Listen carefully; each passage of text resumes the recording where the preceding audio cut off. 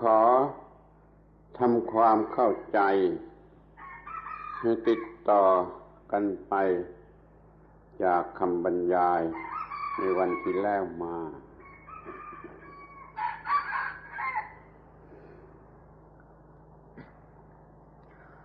Allow us to continue from yesterday's lecture and explanations. เราได้พูดกันถึงเรื่อง Karmic Life คือชีวิตที่ไม่ประกอบอยู่ด้วยความรู้สึกว่าอัตตานั่น Karmic Life ชีวิตที่ประกอบอยู่ด้วยอัตตาไม่ประกอบไม่ประกอบด้วยอัตตา Karmic ไม่ประกอบ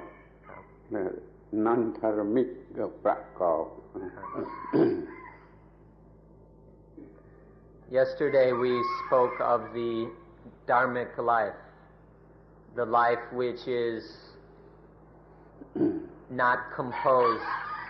or not based in atta, self. And we also spoke of the non-dharmic life, the life which is made up of, composed of self, of atta.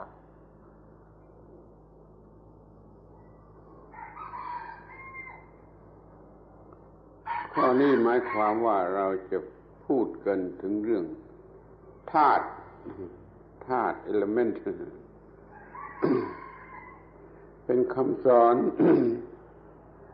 เรื่องไม่มีคน The teaching of no man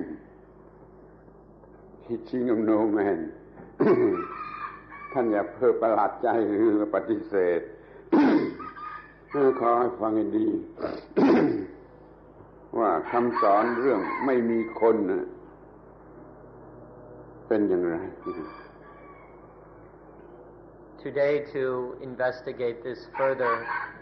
we'd like to talk about the dhatus, or natural elements. This is the teaching of no man, or the teaching of no person. หรือเราจะใช้คำให้กว้างลึกไปกว่านั้นก็จะพูดว่า The teaching of no sentient being คือไม่มีสัตว์ไม่มีคนคำพูดจะบอกความไม่มีสัตว์ไม่มีบุคคลมีแต่ธาตุมีแต่ธาตุ If we speak on an even deeper level, we would say even further that this is the teaching of no sentient being. This is the teaching that there is no sattva, no sentient being, or no person, no individual. Rather, there are merely natural elements.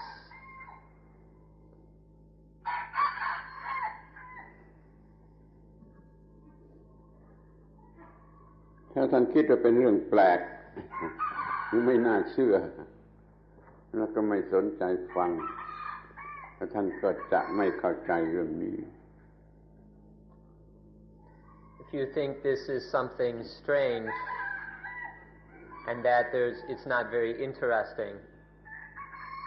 then you won't pay much attention, you won't listen very well, and you won't be able to understand. คือจะบอกให้ทราบว่ามันมีแต่ธาตุตามธรรมชาติดังนั้นมันจึงไม่มีอัตตาไม่มีอาตมันไม่มีอัตตามันก็เป็นอนัตตาถ้าเราเห็นโดยความเป็นธาตุไปทั้งหมดแล้วมันก็คือเห็นอนัตตาอย่างสมบูรณ์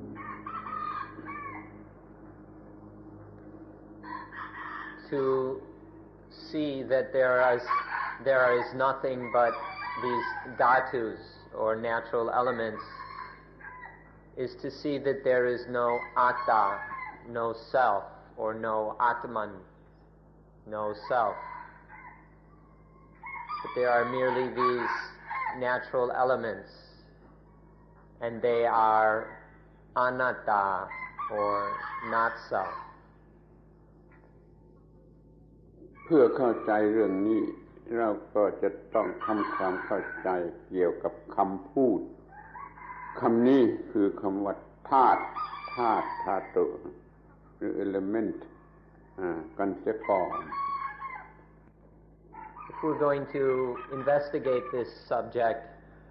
we need to take some time to consider the word dhatu or element. คำว่าธาตุในภาษาไทยธาตุในภาษาบาลีมันเป็นคำที่มีรากศัพท์รากเดียวกันกับคำว่าธรรมะหรือธรรมธาตุธรรมสองคำนี้รากศัพท์เดียวกันคือรากศัพท์ที่แปลว่าทรงไว้ยกขึ้นไว้เชอริชขึ้นไว้คำว่าอะไร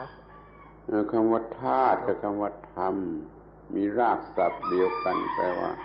ทรงไว้ยกไว้เชอริชขึ้นไว้คือไม่ให้สูญหายไป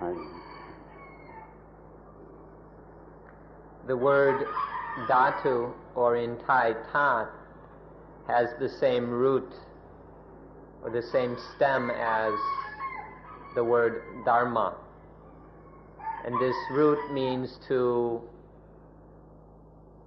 uphold or to cherish, to maintain, to cherish.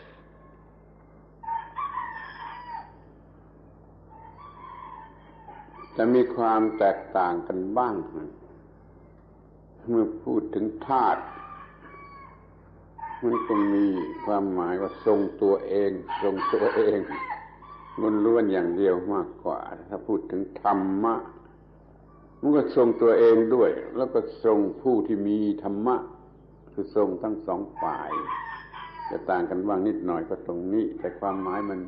เหมือนกันตรงกันคือว่าทรงไว้The difference between these two words, dhatu and dharma, are not so great. But the basic difference is that dhatu is something that upholds itself, whereas dhamma not only upholds itself, but it upholds anyone who practices the dhamma. คำว่าธาตุธาตุนี่มันมีลักษณะเป็นวิทยาศาสตร์หรือเป็นคำทางวิทยาศาสตร์แต่คำว่าธรรมะนี่มีลักษณะเป็นคำทางศีลธรรมมีความหมายใช้สะดวกไปในทางศีลธรรมคำว่าธาตุเป็นวิทยาศาสตร์คำว่าธรรมนี่เป็นศีลธรรมThe word dhatu has a rather scientific character, whereas the word dhamma has a more moral bent to it. The word dhamma lends itself to speaking about moral issues, whereas dhatu is more easily used for speaking scientifically. ดังนั้นเมื่อเราจะศึกษาคำว่าธาตุจะต้องศึกษาในแง่ของวิทยาศาสตร์ไม่ใช่ศึกษาคำว่าธรรมะแต่จะต้องศึกษาในแง่ของศีลธรรม Therefore, when we consider the word dhatu, we need to study it in a scientific way, unlike dhamma, which we study more in a moral way. เมื่อเราศึกษาในทางศัพท์ศาสตร์เรื่องคำพูดอักษร ศาสตร์อันนี้ไอ้คำว่าธาตุหรือคำว่าธรรมมันก็แปลตรงกันว่าสิ่งที่ทรงไว้ แต่ถ้าเราจะพูดในเรื่องของธรรมชาติทั่วไปเราก็พูดว่าธาตุ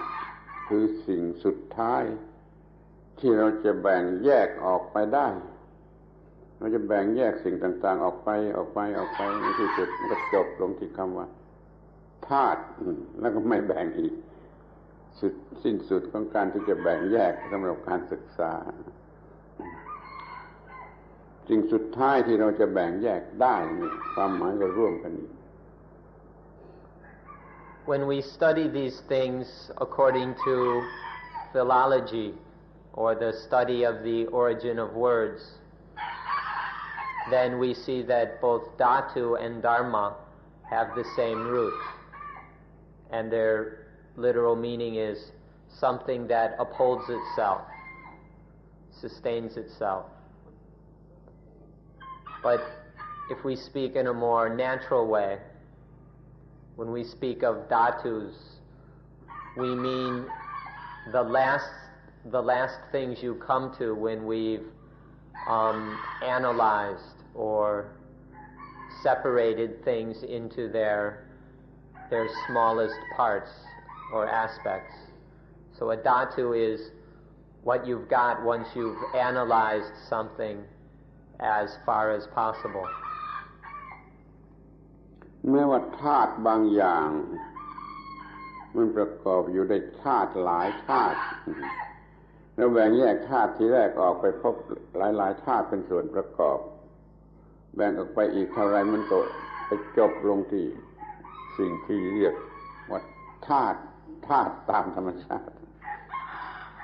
ไม่ต้องแบ่งอีกแล้ว Even though some dhatus can be analyzed into other dhatus which make it up, many dhatus can be analyzed into their constituent dhatus. Still, if we continue this analysis, what we end up with in the end are merely dhatus.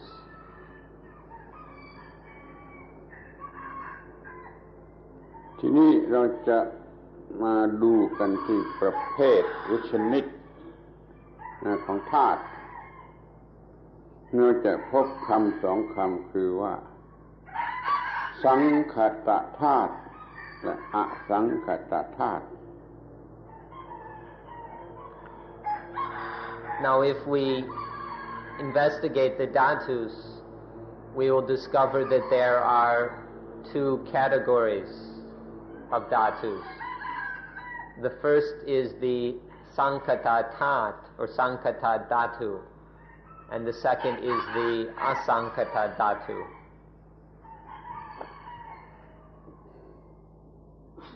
สังคตธาตุตามตัวหนังสือก็แปลว่าธาตุที่มีเหตุปัจจัยปรุงแต่งหรือว่าถูกปรุงแต่งด้วยเหตุปัจจัยสิ่งใดมีลักษณะอย่างนี้เรียกว่าสังคตธาตุ Literally, the word sankata dhatu means something that is concocted or conditioned by causes and conditions, or something that has causes and conditions concocting, creating it. Anything that has this characteristic of being concocted by and dependent upon causes and conditions is called sankata dhatu. ดังนั้นสังคตธาตุมันจึงมีลักษณะเปลี่ยนเรื่อยคือเกิดขึ้นตั้งอยู่ดับไปเกิดขึ้นตั้งอยู่ดับไปเกิดขึ้นตั้งอยู่ดับไปเปลี่ยนเรื่อย Thus, the sankata dhatu has the characteristic of constant change. They arise, establish themselves, and fade away. They arise, establish themselves and disappear. This constant arising, establishing, and disappearing or ceasing shows the nature of constant change of the Sankhata Dhatus. ส่วนอสังคตธาตุมันคือตรงกันข้ามไม่มีเหตุปัจจัยปรุงแต่งดังนั้นจึงไม่เปลี่ยนจึงไม่มีเกิดขึ้นตั้งอยู่ดับไปเป็นความคงอยู่อย่างเดียวอย่างตายตัวไม่มีการเปลี่ยนเพราะไม่มีปัจจัยเพราะไม่ต้องเป็นไปตามเหตุตามปัจจัย The asankata dhatu is the opposite. There are no causes or conditions concocting it. It doesn't depend on any causes and conditions. And so it doesn't change. It is totally stable or immutable. This is the asankata dhatu. เราจะเข้าใจอสังคตธาตุได้โดยการศึกษาว่าตรงกันข้ามโดยประการทั้งปวงต่อสิ่งที่เรียกว่าสังคตธาตุเป็นสิ่งที่เข้าใจยากแต่เข้าใจได้โดยทำความเข้าใจว่ามันตรงกันข้ามโดยประการทั้งปวงจากสิ่งที่เรียกว่าสังคตธาตุ We can understand the asankata dhatu by its being the opposite of that which changes, which arises and passes away. The asankata dhatu is something very profound and very hard to understand, but we can understand it through understanding that which changes, which depends on causes and conditions, namely the Sankhata Dhatu. หรือว่าเราจะยืมคำทางจิตวิทยามาใช้ก็จะช่วยได้มากเหมือนกันคือคำว่า phenomena ได้แก่สิ่งที่มีปรากฏการณ์มีการเป็นไปมีการเปลี่ยนแปลงคือทุกสิ่งแล้วก็มีสิ่งที่มันตรงกันข้ามโดยประการทั้งปวงคือนูมีนอนมีลักษณะเป็นเอกวจนะที่ก็พอจะช่วยให้เข้าใจคำว่าสังคตะและอสังคตะได้ไม่น้อย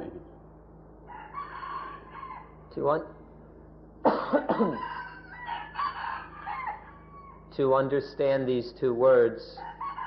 we can borrow some terms from psychology.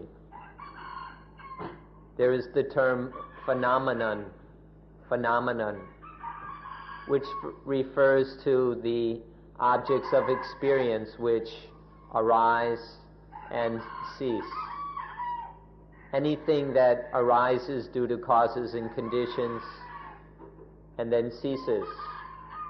things which have the nature of change and impermanence, are called phenomenon. And then there's that which is the total opposite of phenomenon, that which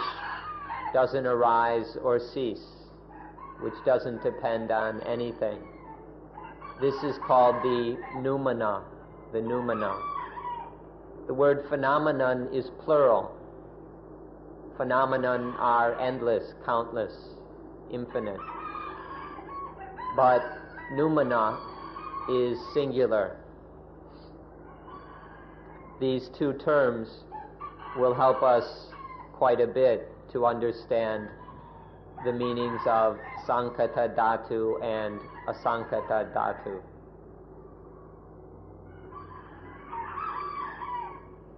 จะเข้าใจได้ง่ายอีกทางหนึ่งก็สังคต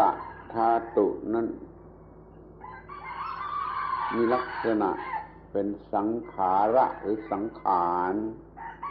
นั่นคือมีการปรุงแต่งส่วนอสังคตะมีลักษณะเป็นวิสังขารไม่มีการปรุงแต่งท่านจงพยายามทำความเข้าใจคำว่าปรุงแต่ง condition ก็ดี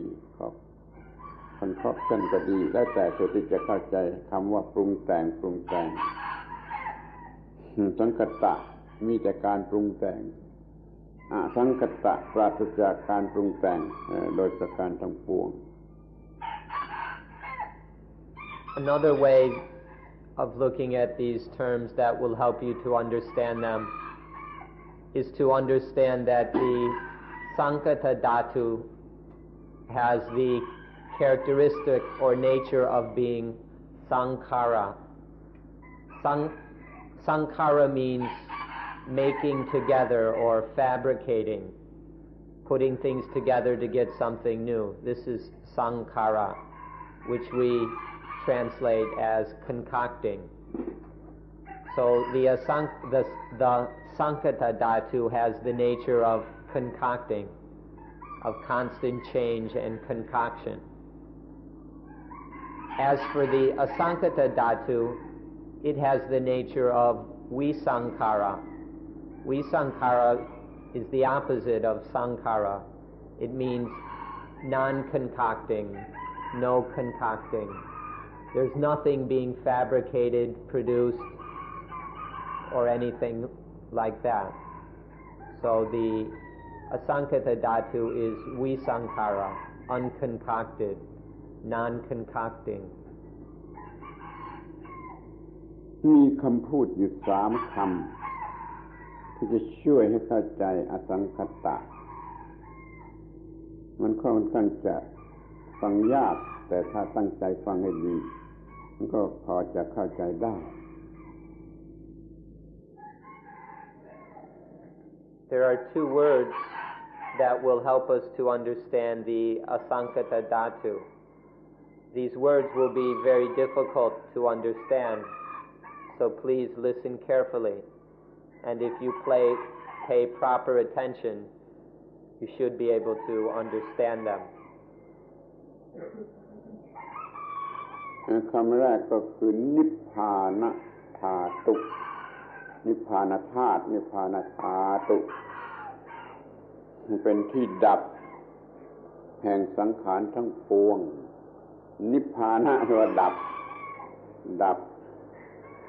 นิพพานธาตุธาตุเป็นที่ดับ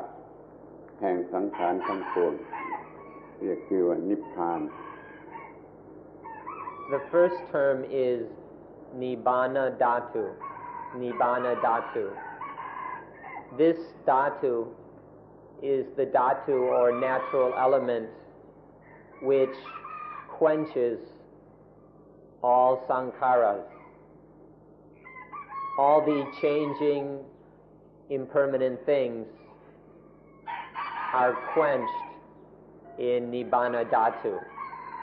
the element which quenches all other elements. คำที่2สุญญตธาตุธาตุแห่งความว่างความว่างในที่นี้คือไม่มีการปรุงแต่งมันไม่มีสิ่งที่จะปรุงแต่งหรือถูกปรุงแต่งหรือการปรุงแต่งมันจึงว่างก็เรียกว่าสุญญตะคือความว่างสุญญตธาตุธาตุแห่งความว่างนี่ก็เป็นลักษณะแห่งอสังคตะ The second term is Sunyata Dhatu. This element in this element there is no concoction. Nothing is concocted by it. And so it is void and free. This is the dhatu of voidness, freedom from all concocting and concoction. We call it Sunyata Dhatu. คำที่3สัจจะธาตุธาตุแห่งความจริง ในที่นี้หมายถึงกฎกฎธาตุแห่งความเป็นกฎธาตุนี้ก็มีอะไรปรุงแต่งไม่ได้ถ้าปรุงแต่งมันไม่เป็นกฎมันไม่ตายตัวเป็นกฎมันมีความเป็นอิสระตายตัวในตัวมันเองปรุงแต่งไม่ได้มันจึงมีลักษณะเป็นสัจจะคือจริงแท้จนอยู่ในลักษณะที่เป็นกฎ A third term is Sacha Dhatu, the Dhatu of truth. When we speak of the Dhatu of truth, we mean the law which is unchanging, which is fixed. If it still changes, if it's not fixed, then it's not really true. It can't really be called a law. We can only call something a law if it's truly unchanging and eternal. So another name for what we're speaking of is the Sacha Dhatu, the natural element of truth, that which is free and independent within itself, depending on nothing else, and therefore never changing. เมื่อเอามาเปรียบกันก็เข้าใจได้ง่ายว่าสังคตธาตุธาตุแห่งความเปลี่ยนมันมีตัวมันเองเป็นความเปลี่ยนมีความเปลี่ยนเป็นตัวมันเองส่วนอสังคตธาตุไม่มีความเปลี่ยนไม่มีความเปลี่ยนความไม่เปลี่ยนเป็นตัวมันเองมันจึงต่างกันอย่างตรงกันข้ามพอเอามาจับคู่กันมันก็เข้าใจได้ง่ายขึ้น Each of these two kinds of dhatus has their own essence. The essence of Sankata Dhatu is that of change, of flux. Their nature is one of change. The essence of Asankata Dhatu is the opposite. It never changes. It's unchanging, immutable. This is the unchanging essence of Asankata Dhatu. ถ้าจะเปรียบเทียบกันโดยปริมาณโดยประจำนวนนี้สังคตธาตุมีมากจนนับไม่ไหวจนเราไม่มีตัวเลขจะนับส่วนอสังคตธาตุมีเดียวเท่านั้นนะมีลักษณะเดียวเช่นฟีนอเมนามีมากจนนับไม่ไหวแต่นูมินอนมีอย่างเดียวมีสิ่งเดียวมีอย่างเดียว Another way of comparing the two is in terms of quantity. When speaking of quantity, the Asankata Dhatu are countless, infinite. There are so many that we could never count them. But the Asankata Dhatu is singular, unique. There's only one. Just as when we spoke of phenomenon, which are countless, innumerable, and the noumena, which is singular. ดูอีกทีหนึ่งว่าในภาษาพูดตามธรรมดาของคนธรรมดาพูดกันอยู่นี่ที่จะพูดไปในแง่ว่ามีสิ่งที่เรียกว่าธาตุแล้วก็มีสิ่งที่ไม่เรียกว่าธาตุมีสิ่งที่เราไม่เรียกว่าธาตุก็มีแต่ถ้าพูดทางภาษาธรรมะที่เรากำลังกล่าวนี่ไม่มีอะไรที่ไม่ใช่ธาตุไม่มีอะไรที่ไม่ใช่ธาตุที่รู้จักกันในภาษาวิทยาศาสตร์ว่าธาตุหรือไม่ใช่ธาตุเป็นภาษาปรมัตถธรรมของพุทธศาสนาคำว่าธาตุหมายถึงทุกสิ่งไม่ยกเว้นอะไร When an ordinary person speaks, they say that there are some things which are dhatus or elements, and there are other things which are not dhatus, which are not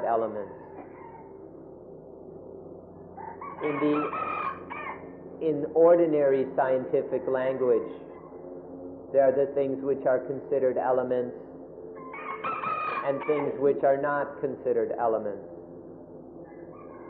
But in Dhamma language, in the language of supreme meaning, of the highest, most profound meaning, then we say that there is nothing which is not dhatus. There isn't anything which is not a dhatu in some form. In the Dhamma language, everything, without even one exception, are dhatus. ตัวอย่างเช่นทางวิทยาศาสตร์จะไม่กล่าวว่าเรื่องจิตใจเป็นธาตุแต่ทางธรรมะในพุทธศาสนาเป็นธาตุทั้งนั้นเลยจะเป็นเรื่องทางฟิสิกส์เป็นเรื่องทางเมนทัลหรือแม้จะเป็นเรื่องทางสปิริชวลก็ยังเป็นธาตุสปิริชวลิตี้ก็ยังเป็นธาตุรวมอยู่ในคำว่าธาตุนี่ในภาษาธรรมะมันมีความหมายอย่างนี้ In modern science, they speak of elements, but when they speak of the mind, they don't consider it to be an element or dhatu. But in Dhamma or in Buddhism, even the mind is a dhatu, made up of dhatus. In Buddhism, all things are considered to be dhatus. The physical, the mental, and even the spiritual are nothing but dhatus. Even what is called spirituality is just another dhatu. ที่นี่มีทางที่จะดูไกลออกไปว่าธาตุนี่เป็นธาตุเดียวก็มีและธาตุมีลักษณะผสมกันหลายธาตุเป็นธาตุผสมคือมีผสมกันอยู่หลายธาตุเรียกว่าธาตุยังคงเรียกว่าธาตุอย่างภาษาวัตถุก็มีธาตุเป็นธาตุกันไม่จะเอามาหลายธาตุมาผสมกันเป็นแอลลอยมันอาจจะไม่เรียกว่าธาตุแล้วก็ได้จะในทางภาษาธรรมมันจะเป็นธาตุเดียวหรือมันจะเป็นธาตุที่ผสมกันอยู่หลายธาตุนั่นก็เรียกว่าธาตุทั้งนั้นนะ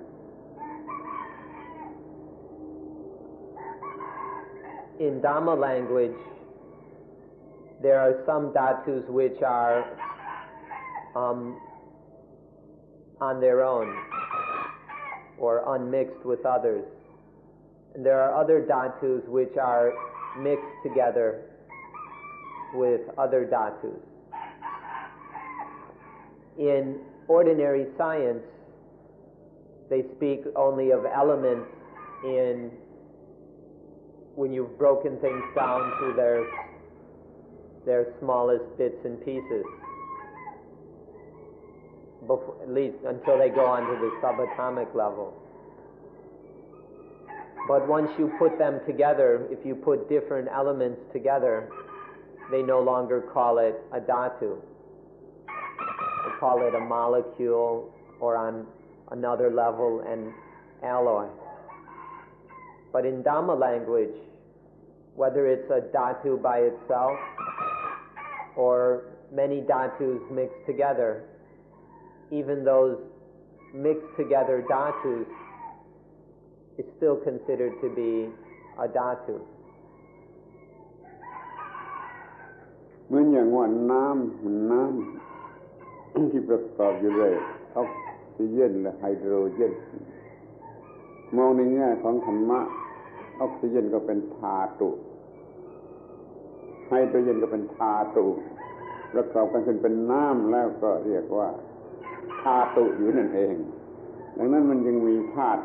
ล้วนๆและธาตุที่ผสมกันอยู่เราอย่าให้คำพูดมาเป็นอุปสรรคแก่การเข้าใจ ในที่นี้ในทางพุทธศาสนานี่จะเรียกว่าธาตุหรือธาตุทั้งหมดไม่ว่ามันจะเป็นธาตุเดียวๆหรือมันจะเป็นธาตุที่ผสมกันอยู่หลายธาตุ Take for example water. In the language of Buddhism, the water is made up of hydrogen and oxygen. The hydrogen is a dhatu. The oxygen is a dhatu. And when the hydrogen and oxygen are combined to make water, that is a dhatu. You can call it the water element. And so no matter how many dhatus we put together, all we get is another dhatu. This is how we speak in Buddhism. And so one needs to be careful not to get confused by the terminology. The more narrow meaning of the modern use of the word element should not confuse this more all-encompassing meaning of the word dhatu. ทีนี้เรามาดูกันอย่างละเอียดเกี่ยวกับสิ่งที่เรียกว่าสังคตธาตุคือมันเกี่ยวข้องกันอยู่กับเราอย่างยิ่งมาดูกันโดยละเอียดในเรื่องของสังคตธาตุ Now let's look in more detail at the Sankata Dhatu, because this is the Dhatu that is totally involved in our lives. This is what our life is made up of, the Sankata Dhatus, so we should examine it in detail. ในอัตภาพของเราแต่ละคนนี่มันมีการประกอบอยู่ด้วยสิ่งที่เรียกว่ารูปคือร่างกาย body ทางฟิสิกส์นี่รูปแล้วก็มีสิ่งที่เรียกว่าจิตตะแล้วก็มีสิ่งที่สร้างหรือประกอบให้จิตตะเกิดขึ้นมารวมทั้งความรู้สึกของจิตตะด้วยนี่เรียกว่าเนื่องอยู่กับจิตตะเรียกว่าเจตสิกแปลว่าเนื่องกันอยู่กับจิตเรามีร่างกายเรามีจิตเรามีสิ่งที่เป็นคุณสมบัตินานาชนิดของสิ่งที่เรียกว่าจิตสามอย่างนี้ทำความเข้าใจให้ดี When speaking of the Sankata Dhatus, if we look at this life here, there is the body. There's the body which is made up, which we can call Rupa, or the Rupa Dhatu, or the form. And then there is the thing called Citta, or mind. And then there are the things which condition the mind, which make the mind happen. And then the things which are connected or associated with the mind. These are called Cetasika. So there is the body or form, Rupa. And then there is the mind, Citta. And then there are the qualities or characteristics, let's just say the qualities of the mind, the things associated with the mind, which are called Cetasika. รูปส่วนที่เป็นร่างกายเป็นวัตถุนี่ก็เป็นธาตุเป็นธาตุในจิตก็เป็นธาตุเป็นธาตุที่ทำความรู้สึกคิดนึกได้แล้วไอ้สิ่งที่จิตจะรู้สึกคิดนึกได้หรือพลอยเกิดกับจิตเนื่องอยู่กับจิตเรียกว่าเจตสิกก็เป็นธาตุแล้วก็มีสามธาตุรูปธาตุจิตธาตุเจตสิกธาตุนี่เป็นคำพูดที่ไม่ค่อยมีใครพูดแต่มันเป็นความจริงของธรรมชาติ เราก็พูดได้อย่างนี้ ว่าเรามีอยู่3ธาตุในชีวิตในอัตภาพนี้ So we can say that there is the rupa dhatu. This body or form is just a dhatu. We can call it the rupa dhatu, the form element. And then the mind is just another dhatu, the dhatu which experiences, feels, thinks. This we can call the citta dhatu, the mind element. And then there are the things which the mind thinks, feels, experiences, all the things connected and associated with the mind. And these are called the cetasika dhatu. So there are, in this life, there are these 3 dhatus, the form dhatu, the mind dhatu, and the mental factors dhatu. This way of speaking nobody has said before. We haven't come across others saying this. But to say that this life is made up of these 3 dhatus is totally in line with nature. And so we're free to say it, that it is very true that life is made up of these 3 dhatus, the form dhatu, the mind dhatu, and the mental factors dhatu. ที่นี่ก็มีธาตุพิเศษเป็นอสังคตธาตุคือนิพพานธาตุนิพพานธาตุก็เป็นที่ดับแห่ง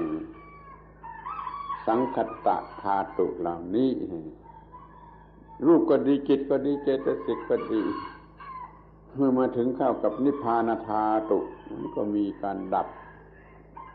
แล้วก็ดับอย่างที่ไม่เกิดอีกด้วยดับก็หมดเหตุหมดปัจจัยมันเลยอยู่กันเป็นคนละพวกรูปจิตเจตสิกมันก็เป็นสังคตธาตุเกิดขึ้นตั้งอยู่ดับไปเกิดขึ้นตั้งอยู่ดับไปแต่พอไปถึงเข้ากับนิพพานธาตุมันก็ดับก็มันสิ้นสุดลงสิ้นสุดลงไม่อาจจะโผล่ขึ้นมาอีกเข้าใจว่าให้เข้าใจจงเข้าใจว่ามันเกี่ยวข้องกันอยู่อย่างนี้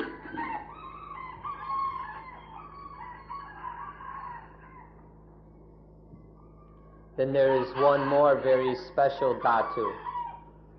called the asankata dhatu or the nibbana dhatu. This is the dhatu which is the quenching point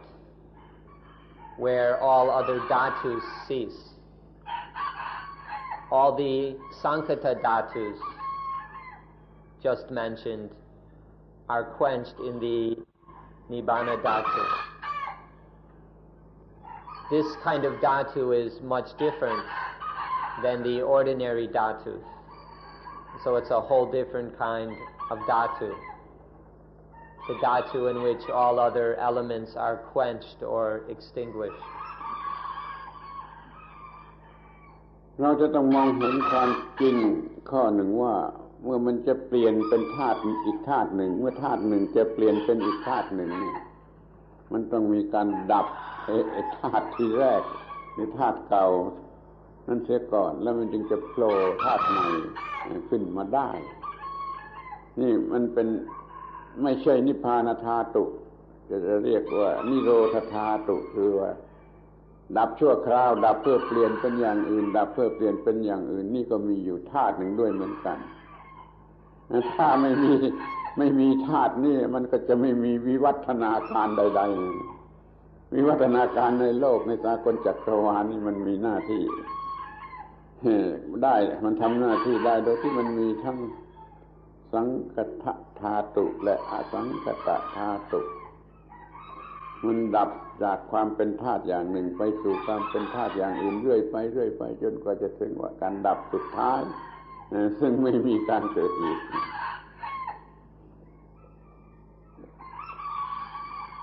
When one dhatu gives way to another dhatu. When one dhatu, there's one dhatu and then there's another dhatu. For this to happen depends on the element of cessation. For there's one dhatu and then it must cease for the next dhatu to appear. This dhatu in which is the cessation of the ordinary dhatus is called Nirodha Dhatu, the element of cessation. This isn't the same as the Nibbana Dhatu, where the Sankata Dhatus are quenched thoroughly. But this is a temporary quenching or cessation. So we call it Nirodha Dhatu. And so all the Sankata Dhatus, mental, physical, and what have you, are quenched or cease in this Nirodha Dhatu. It's only because of this cessation element that there is any possibility for change or evolution. If there wasn't this cessation element, nothing could change. But this dhatu must cease to make so that another dhatu can arise. The transformation from this dhatu into that dhatu only happens because of the Nirodha Dhatu, or the element of cessation. So all the Sankata Dhatus, or all change, all worldly life, depends on not only the Sankata Dhatus, but this Asankata Dhatu, or the element of cessation.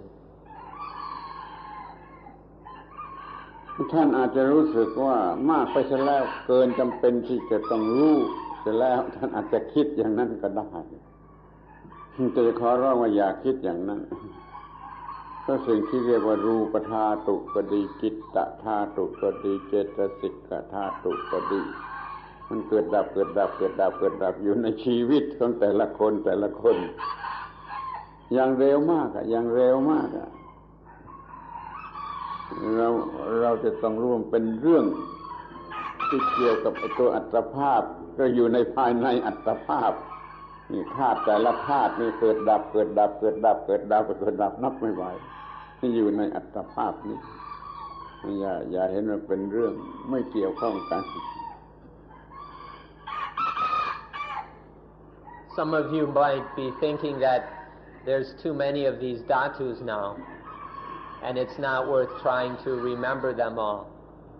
But please don't think like that. We beg of you to not dismiss this matter of the dhatus, because in our lives there's just the flow of dhatus, one after the other. There's nothing but dhatus arising and ceasing, one after the other, so fast that most of us aren't even able to keep track. Whether we speak of the rupa dhatus, the form elements, or the jita dhatus, the mind elements, or the cetasika dhatus, the mental constituents elements, these arise and cease very rapidly in our life. Since this is what our life is made up of, just the arising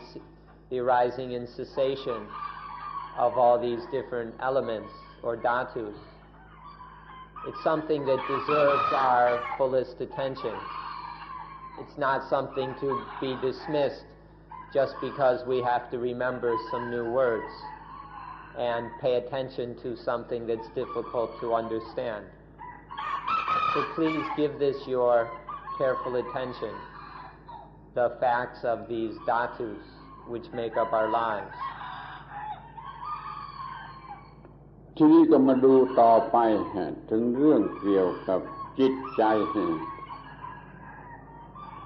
เมื่อจิตใจของท่านพอใจอยู่ในเรื่องกามเรื่องเซ็กส์เรื่องกามเมื่อนั้นสิ่งที่เรียกว่ากามธาตุกำลังครอบงำจิตใจของท่านกำลังครอบงำชีวิตของท่านชีวิตของท่านกำลังอยู่ภายใต้อำนาจของกามธาตุแม้ความรู้สึกทางกามนี่ก็ยังเรียกว่าธาตุเรียกว่าธาตุเรียกว่าอิเลเมนต์นี่สังเกตดูให้ดี Now let's talk about some mental things. Let's talk about things in your own mind. When your mind is satisfied with sensuality or with sex, when there's this satisfaction with sexuality, that is called Kama Dhatu or Kama Dhatu. Not karma, but Kama Dhatu. When this element of sexuality, and in such moments, this Kama Dhatu dominates your mind. Your mind is taken over by this element of sexuality, and the mind is under its power. Even sex and sexuality is just another dhatu. It's called Kama Dhatu. ที่บางเวลาท่านเบื่อกามธาตุ หลีกออกไปหาที่บางแห่งที่ไม่มีความรู้สึกเกี่ยวกับกามแต่ท่านก็ต้องไปเกี่ยวข้องหรือพอใจกับสิ่งที่เป็นรูปะมีลักษณะเป็นรูปเป็นฟิสิกอลอย่างใดอย่างหนึ่งแต่ไม่เกี่ยวกับกามเช่นไปดูไปพักผ่อนไปตากอากาศไปริมทะเลให้บรรยากาศริมทะเลครอบงำจิตใจอย่างนี้ก็เรียกว่ารูปธาตุสิ่งที่ไม่ใช่กามกำลังเป็นที่พอใจแก่ท่านยกความหมายที่เป็นกามออกไปเสียเหลือแต่สิ่งที่เป็นรูปล้วนๆความพอใจในรูปล้วนๆไม่เกี่ยวกับกามก็เรียกว่ารูปธาตุเดี๋ยวนี้รูปธาตุกำลังครอบงำชีวิตของท่านชีวิตของท่านกำลังอยู่ด้วยรูปธาตุ Then there are the times when you're bored with sex, when you're tired or weary of sexuality, and then you pull yourself out from the world of sexuality and put your attention and interest on something non-sensual. Something like you take a quiet walk on the beach, or you enjoy the beauty of a tree, where your mind is then concerned with something material, but it's no longer sensual or sexual. This is called Rupa Dhatu, the material elements or the form elements. In moments like this, when you're enjoying a sunrise or sunset, and the mind is still concerned with the material world, but is not being sensual about it, this is when your mind is made up by the form elements. Your mind is dominated by the form elements. This is when your mind is under the power of the Rupa Dhatu. ที่บางเวลาท่านคิดว่าไอ้รูปธาตุนี่ก็ยังยุ่งอยากจะไม่มีอะไรเลยอยากจะไม่มีอะไรเลยอยากจะไม่คิดนึกไม่รู้สึกอะไรเลยนี่ท่านอาจจะทำได้โดยทำสมาธิ ชนิดที่เอาความไม่มีอะไรเลยเป็นอารมณ์นี่จะพูดตรงๆก็ว่าท่านจะไม่ยอมให้จิตรู้สึกอารมณ์ใดๆให้จิตรู้สึกแต่ความไม่มีอะไรก็สบายยิ่งขึ้นไปอีกบางเวลาก็ต้องการอย่างนี้แต่ว่าก็ทำยากเมื่อความรู้สึกที่ไม่มีอะไรไม่มีอะไรไม่มีรูปอะไรนี่ก็เป็นธาตุชนิดหนึ่งเรียกว่าอรูปธาตุบางเวลาจิตของท่านก็ชอบแต่มันก็ยากที่จะทำได้ถ้าทำได้ก็เป็นการดีเป็นรีแลกชั่นสูงสุดก็คือจิตอยู่กับความไม่มีอะไรความรู้สึกอย่างนี้เรียกว่าอรูปธาตุบางทีอรูปธาตุก็ครอบงำจิตใจของเราครอบงำจิตใจของเราก็ได้มีความรู้สึกที่สูงขึ้นไปไม่มีสิ่งรบกวนใดๆแต่ยังไม่ใช่นิพพานนี่อรูปธาตุบางเวลาชีวิตของเราพอใจในอรูปธาตุสิ่งนั้นก็ยังเรียกว่าธาตุอยู่นั่นแหละSometimes even the Rupa Dhatu is too much for us. We've had enough of it. It's too much trouble. It's too busy. And then those are moments when we don't want to have anything to do with anything. We don't want to mess around with anything. And when the mind can leave alone not only the Kama Dhatu, but also the Rupa Dhatu, so that there's nothing in the mind, no thoughts or nothing like that. This is a Dhatu. Now this is very hard to do. Sometimes it can be done using very deep concentration, when the mind can absorb totally in nothingness. And this, when the mind is full of nothing, this experience of nothingness, this is still just a dhatu. It's called the arupa dhatu, the immaterial or the formless element. So even that which has no form, which has nothing tangible or material about it, even that is an element. This is very hard to experience, but there are times when the mind doesn't want to have anything to do with the sensual and material worlds. And when it leaves those dhatus alone, and then there's just the dhatu of nothingness, this is when the mind is dominated or taken over by the arupa dhatu, the formless element. Now don't mistake this for the nibbana dhatu or asankata dhatu. This formless element, although there's nothing disturbing or troubling the mind,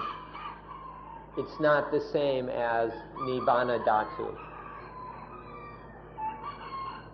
เราจงมองดูชีวิตประจำวันของเราคนธรรมดาก็มีแต่เรื่องกามธาตุทางตาทางหูทางจมูกทางลิ้นทางกายทางใจมีลักษณะเป็นกามธาตุหมดจนเรารู้สึกเบื่อบางเวลารู้สึกเบื่อรู้สึกระอาแล้วก็อยากจะสลัดไอ้กามธาตุเหล่านี้ ไปอยู่กับสิ่งที่ไม่มีกามไม่เป็นกามอาจจะไปอยู่กับตุ๊กตาหรือไปอยู่กับต้นไม้หรือไปอยู่กับวัตถุอะไรที่มันไม่ใช่กามที่ทำความพอใจให้แก่เราได้เหมือนกันนี่อย่างนี้เราต้องฝืนแล้วเราต้องบังคับแล้วเราต้องจัดแล้วเราต้องกระทำให้มันพ้นจากอำนาจของกามธาตุบางเวลา บางเวลาโอ้อย่างนี้มันยังยุ่งไม่อะไรไปนอนหลับซะยังดีกว่าไปนอนหลับซะยังจะดีกว่าไม่ให้มีอะไรรบกวนเลยนี่สิ่งที่เรียกว่ากามะก็ไม่รบกวนสิ่งที่เรียกว่ารูปะก็ไม่รบกวนนี่เราจะเลื่อนขึ้นมาอยู่ในชั้นอรูปะถ้าเราทำได้ตามที่เราต้องการก็ดีมากสิเรื่องกามมันยุ่งแล้วมาอยู่ที่เรื่องรูปมันยุ่งน้อยกว่าหรือเกือบจะไม่ยุ่ง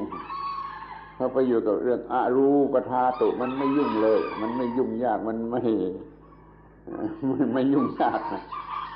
นี่มันมีอยู่เป็น3ชั้นหรือ3ธาตุ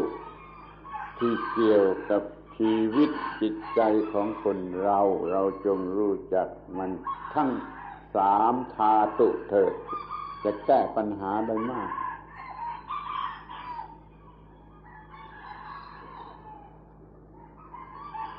In an ordinary life,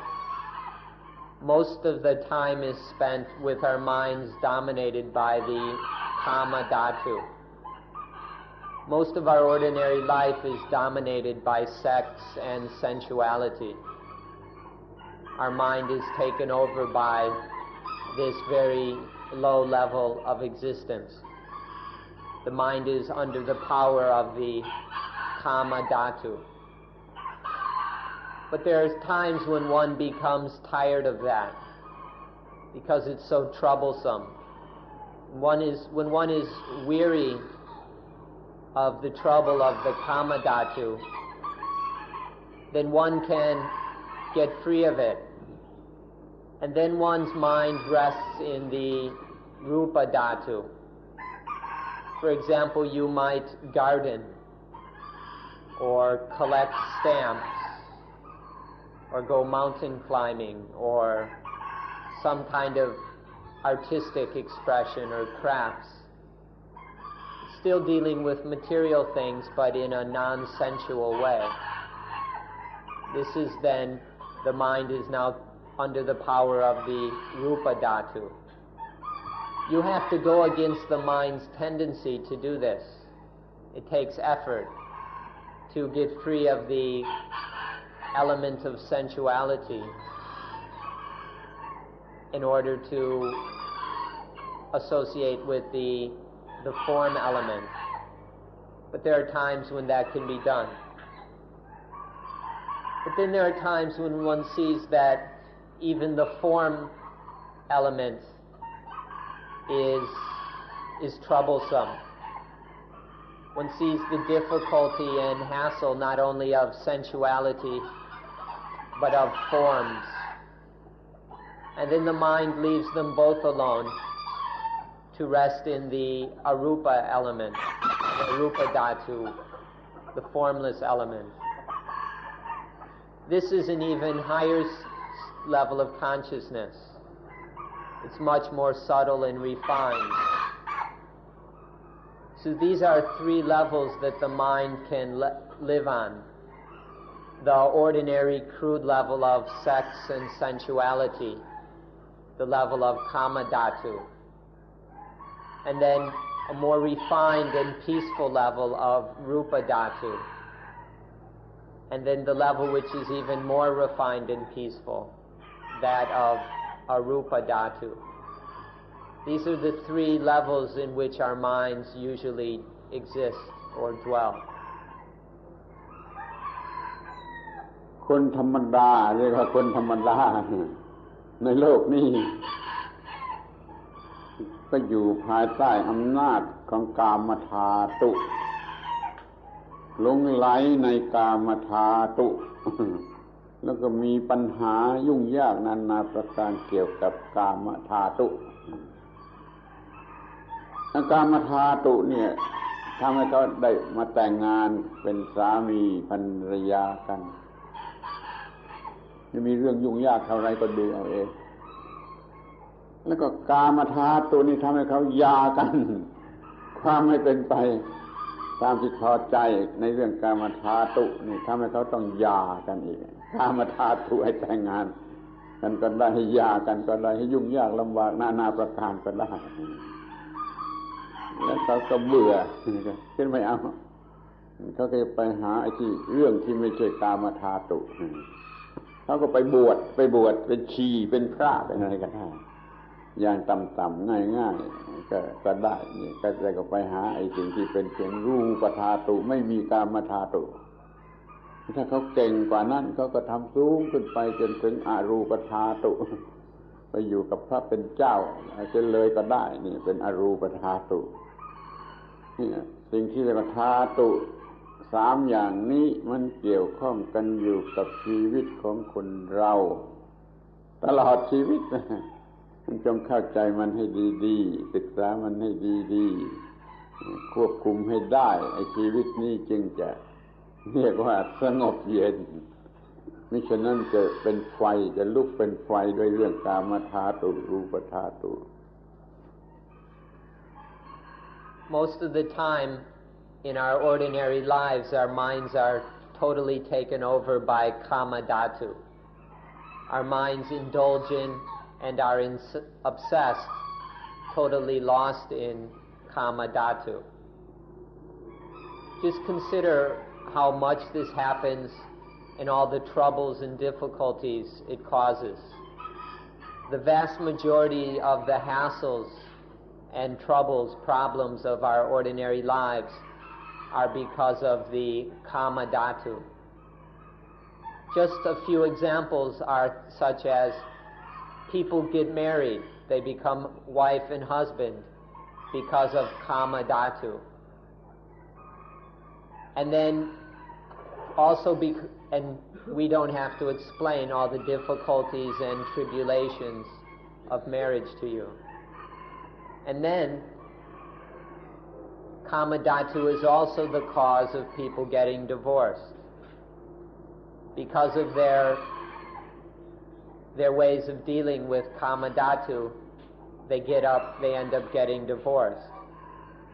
And then we're not even talking about the problems of people merely living together without getting married. All the kinds of troubles and problems that happen to people,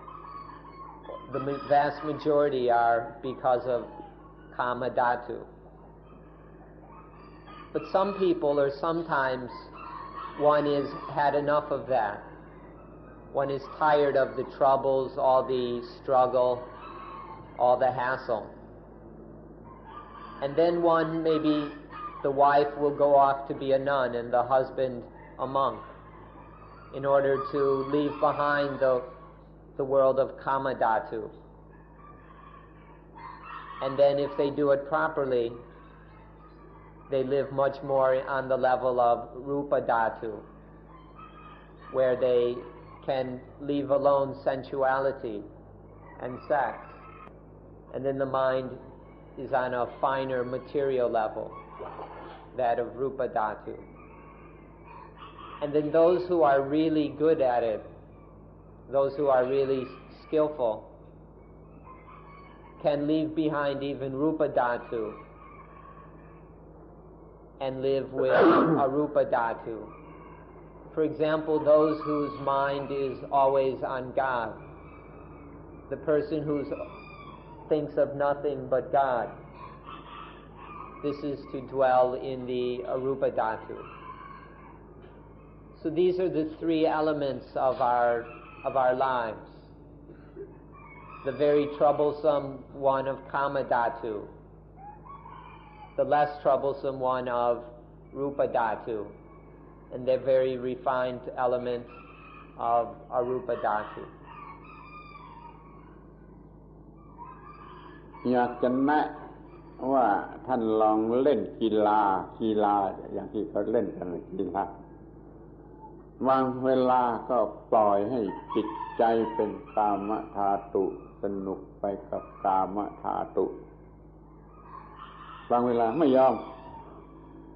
เลิกไอ้กามธาตุมาอยู่กับรูปธาตุความรู้สึกในสิ่งที่เป็นรูปล้วนๆไม่เกี่ยวกับกามบางเวลาไม่รู้สึกอะไรเลยไม่รู้สึกอะไรเลยทั้งกามธาตุทั้งรูปธาตุนี่เป็นสิ่งที่ว่าทำยาก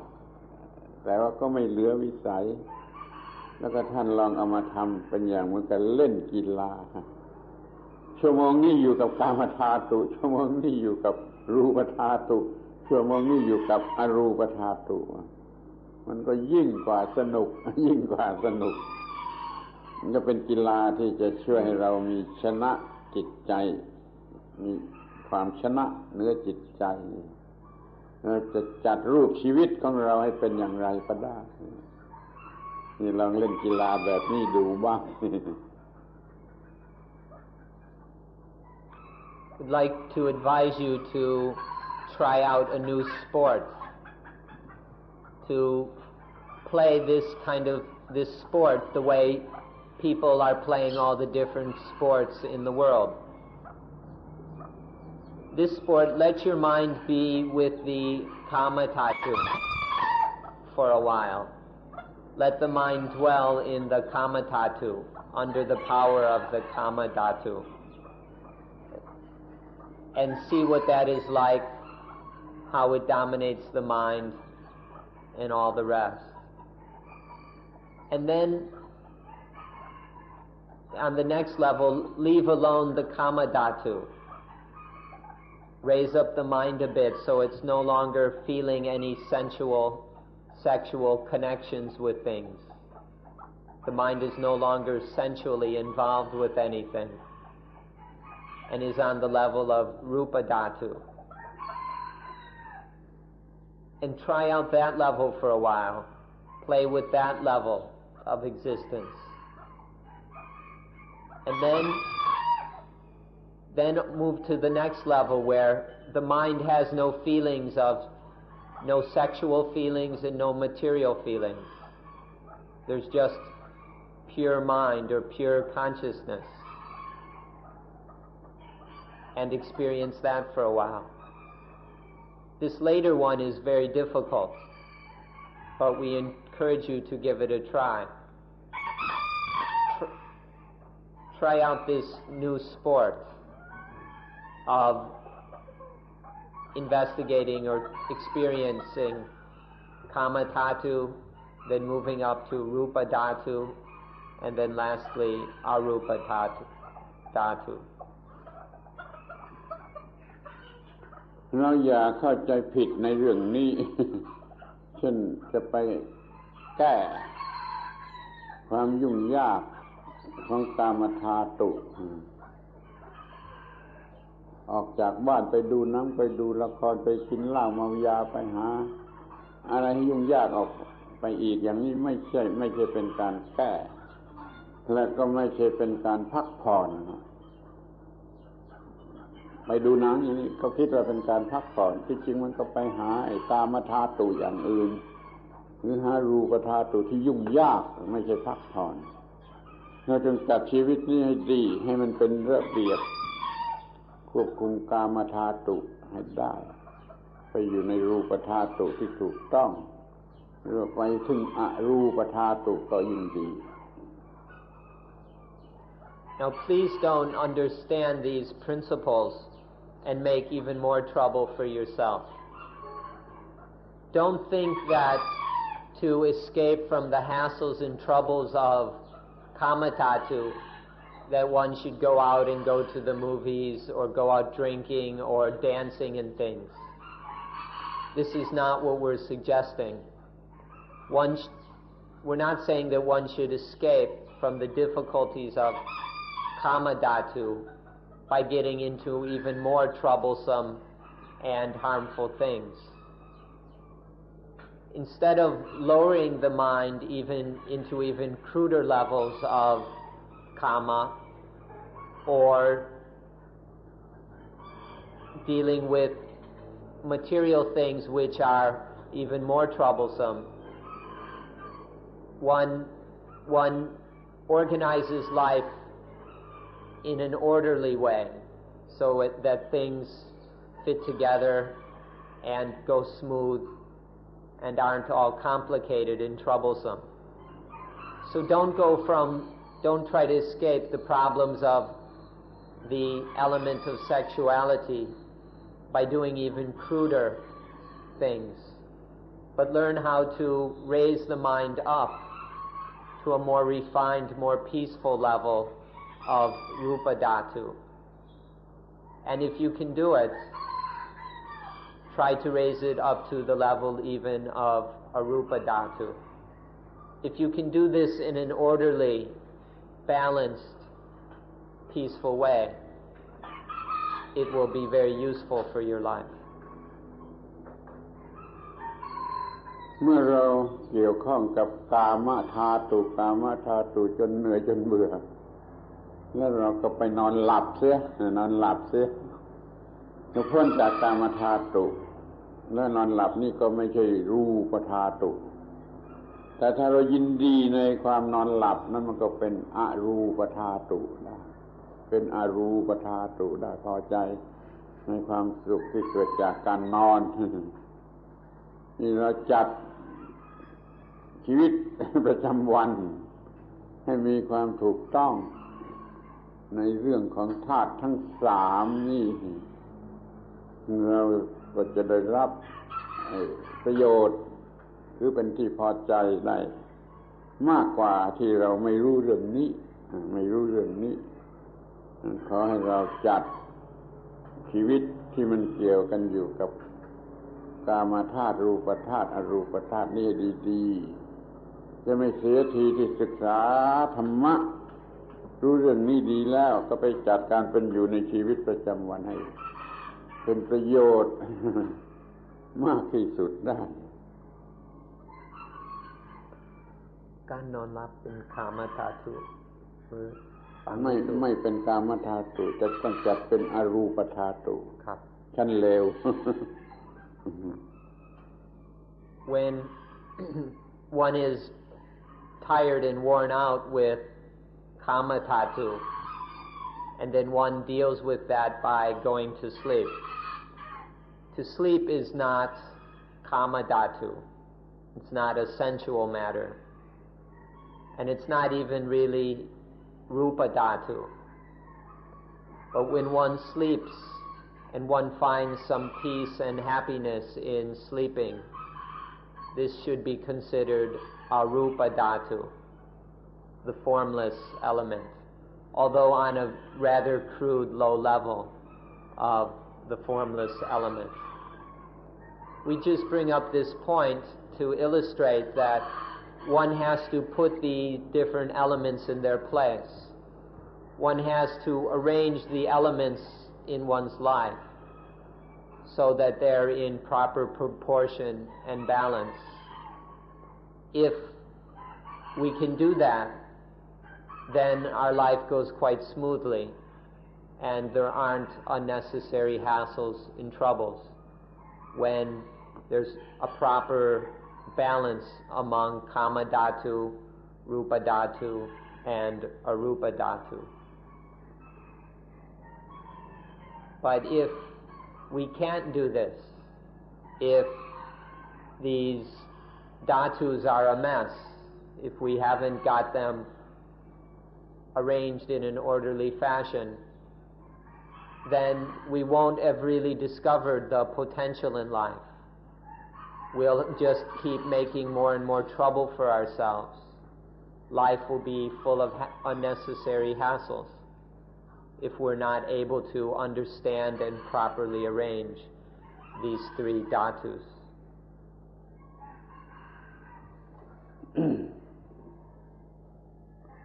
เราจะต้องรู้ต่อไปอีกว่าแม้แต่สิ่งที่เรียกว่าความสุขก็เป็นธาตุความทุกข์ก็เป็นธาตุ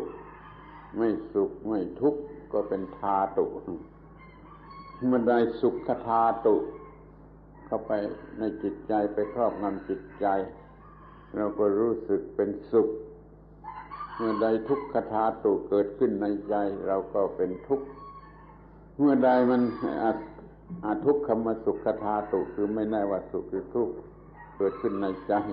เราก็ไม่รู้สึกว่าเป็นสุขหรือเป็นทุกข์แต่มีเวทนาอย่างหนึ่งรบกวนอยู่มีเวทนาอย่างใดอย่างหนึ่งรบกวนอยู่ นี่มันอาจจะแปลกสำหรับท่านทั้งหลายที่ใช้ความหมายของคำว่าธาตุอยู่ในขอบเขตที่จำกัดจะเริ่มพูดถึงหลักธรรมในพระพุทธศาสนาแม้แต่ความสุขความทุกข์ไม่สุขไม่ทุกข์มันก็เป็นธาตุชนิดหนึ่งมันเป็นตัวมันเองชนิดหนึ่งมีเหตุปัจจัยปรุงแต่งเกิดขึ้นในจิตใจธาตุไหนแล้วมันก็จะรู้สึกตามความหมายของธาตุนั้นรู้สึกเป็นสุขบ้างเป็นทุกข์บ้างเป็นอทุกขมสุขบ้างนี่ก็ควรจะรู้ว่า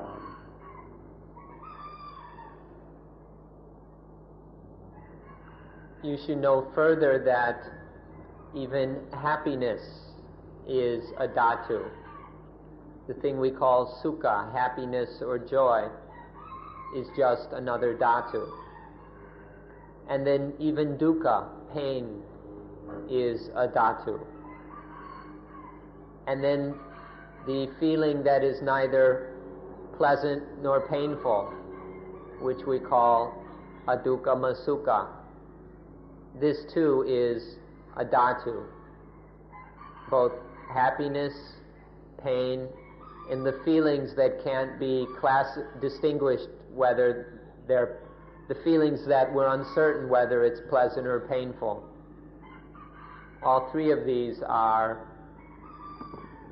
just dhatus.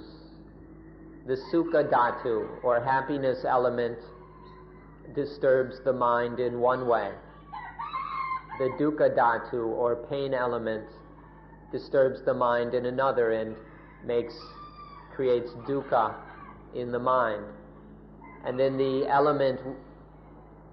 which is neither pleasant nor painful, that still disturbs the mind because one's uncertain what's going on. There's still a kind of feeling disturbing the mind. So, although this may seem like even more things to remember, you should know that happiness, pain, and that uncertain feeling, that all of these are still dhatus. ทางวิทยาศาสตร์ที่เราศึกษาเราเรียนกันอยู่เดี๋ยวนี้เขาคงไม่ยอมเรียกความสุขความทุกข์ว่าธาตุนั่นเพราะว่าวิทยาศาสตร์นั้นเรียนแต่เรื่องทางวัตถุอย่างเดียวแต่ถ้าวิทยาศาสตร์อย่างพุทธศาสนาหรือพุทธศาสนาในฐานะวิทยาศาสตร์แล้วก็เอาเรื่องของทางจิตใจมาศึกษาพิสูจน์อย่างเดียวกับเรื่องทางวัตถุ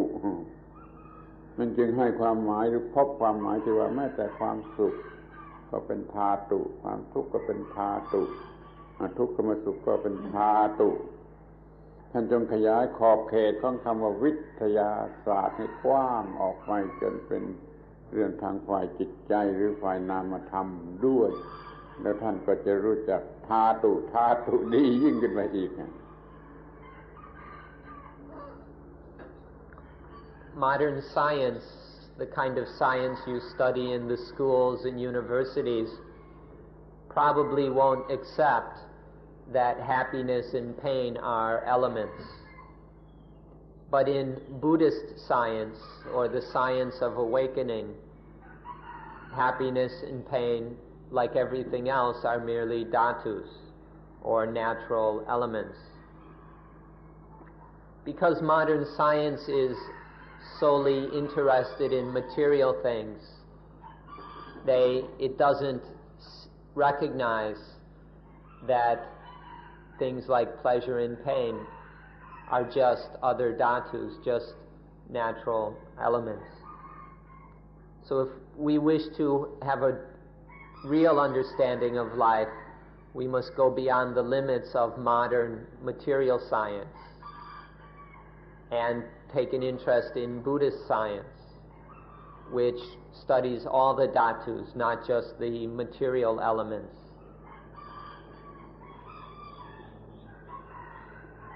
ทีนี้ก็มาดูละเอียดออกไปถึงสิ่งที่เรียกว่า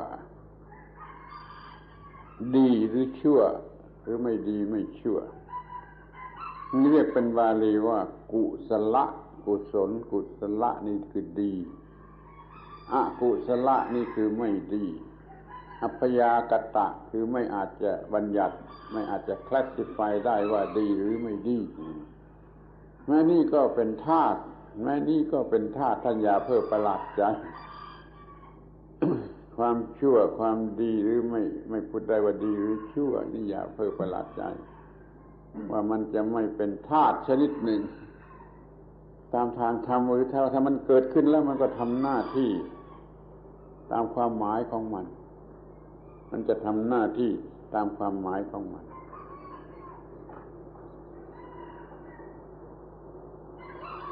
To speak even further, there's good and evil, or what in the Pali language are called kusala, which is goodness or skillfulness, wholesomeness, and akusala, evilness or unskillfulness, unwholesomeness. And then there's apayakrita, which means unclassifiable, that which can't be classified as good or evil, wholesome or unwholesome. Don't be surprised to hear that even these three are elements, the kusala dhatu, akusala dhatu, and apayagrita dhatu. These are all dhatus. When anything arises and performs its function, then it is considered to be a dhatu. Anything that functions in the way proper to itself, in its own way, is a dhatu, including the element of goodness, the element of unwholesomeness, and the unclassifiable element. เราพิจารณากันได้ง่ายๆกูดไม่รู้จะหมายความว่าอะไรแต่ว่าตรงกับคำว่ากุศลในภาษาบาลีกุศลก็แปลว่าตัดสิ่งที่เป็นข้าศึกอกุศลคือไม่ตัดสิ่งที่เป็นข้าศึกหรืออัพยากตะนั้นยังพูดไม่ได้ว่าตัดหรือไม่ตัดสิ่งที่เป็นข้าศึกนี่หมายถึงทุกอย่างที่ไม่พึงปรารถนา bad temperament ความรู้สึกที่น่ารังเกียจในชีวิตประจำวันถ้าเป็นกุศลมันก็ตัดตั้งแต่สิ่งต่ำๆนี่ขึ้นไปตัดขึ้นไปจนตัดบาปหมดบาปตัดบาปให้หมดนี่คำว่าดีในภาษาธรรมะเรียกว่ากุศลแปลว่าตัดสิ่งที่ไม่พึงประสงค์ถ้ามันไม่ตัดแล้วมันไปส่งเสริมสิ่งไม่พึงประสงค์ก็เรียกว่าอกุศลไม่ตัดสิ่งที่ไม่พึงประสงค์ถ้ายังมองไม่ออกว่ามันตัดหรือไม่ตัดอย่างนี้ก็เป็นว่าอัพยากตะคือไม่ได้คลาสสิฟายแม้กุศลอกุศลหรืออัพยากตะก็สักว่าเป็นธาตุธาตุเพราะเรามองกันในด้านจิตใจไม่ได้มองแต่ในด้านวัตถุอย่างเดียวจึงขอให้ท่านทั้งหลายสนใจคำว่าธาตุนี่กินความไปถึงเรื่องทางจิตใจและเนื้อนั่นขึ้นไปอีกก็ได้จึงเห็นว่าความดีก็เป็นธาตุความชั่วก็เป็นธาตุไม่บัญญัติว่าดีว่าชั่วมันก็ยังเป็นธาตุเป็นธาตุอยู่นั่นแหละจงเข้าใจความหมายของคำว่าธาตุมันมีขอบเขตอย่างนี้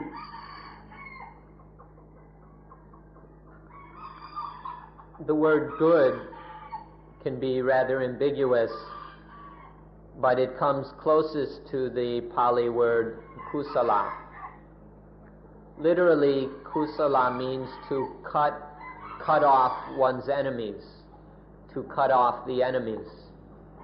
By enemies, we mean all undesirable, harmful things. All the low, destructive, undesirable things are what we mean by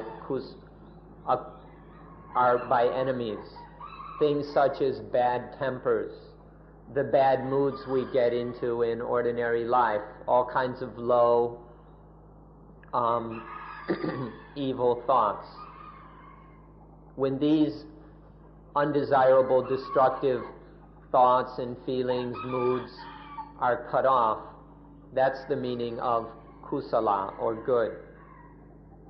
Akusala means that we're not able to cut off these things, that we can't get rid of these bad moods, bad thoughts, bad tempers, and so on. And then apiyagrita is one where we can't classify it as cutting them off or not cutting them off. Even these are dhatus.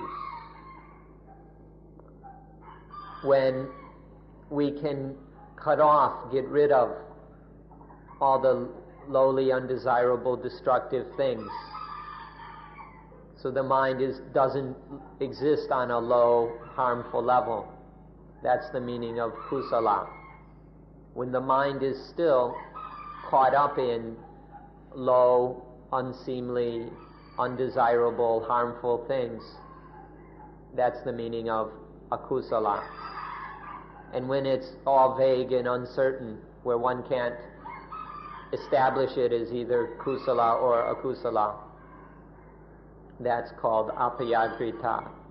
So whether we call them good, bad, and neutral, or kusala, akusala, and apiyagrita, these three things are merely elements, merely natural dhatus. ที่นี่ก็จะมาถึงธาตุที่หน้าหัวคือธาตุแห่งความเป็นชายคือธาตุแห่งความเป็นหญิงนี่จะต้องฟังให้ดีๆไม่ฉะนั้นจะไม่เข้าใจแต่รู้จักชื่อของมันไว้ก่อนว่าธาตุแห่งความเป็นชายและธาตุแห่งความเป็นหญิง And now we'll come to some very silly dhatus, quite humorous dhatus. The masculinity dhatu and the femininity dhatu. The element of being male and the element of being female. So that you don't misunderstand these, please listen carefully. เมื่อท่านมีร่างกายเป็นผู้ชายหรือมีร่างกายเป็นผู้หญิงท่านไปจดทะเบียนสมโนครัวว่าเป็นชายหรือเป็นหญิง ท่านก็จะคิดว่าเราก็เป็นชายหรือเราเป็นหญิงตลอดเวลาข้อนี้ไม่ถูกตามหลักธรรมะของคำว่าธาตุว่าธาตุ When you're born with either a male body or a female body, and so they write on your birth certificate male or female, then you go and think that you're a male all the time or a female all the time. This kind of thinking and understanding is not in line with the truth of the dhatus. That's not how it really is. ข้อแรกให้จะต้องรู้ว่าจิตเนี่ยมันเป็นธาตุชนิดหนึ่งเป็นกลางที่สุดคือจะเปลี่ยนเป็นอะไรก็ได้เป็นกลางที่สุดเมื่อใดธาตุแห่งความเป็นชายครอบงำจิตที่เป็นกลางจิตนั้นจะมีความรู้สึกเป็นชายเมื่อใดธาตุแห่งความเป็นหญิงครอบงำจิตนั้นจะมีความรู้สึกแห่งความเป็นหญิงและข้อนี้ไม่ได้มีอยู่ตลอดเวลาตามธรรมดาจิตจะมีลักษณะเป็นกลางคือไม่เป็นอะไรนะ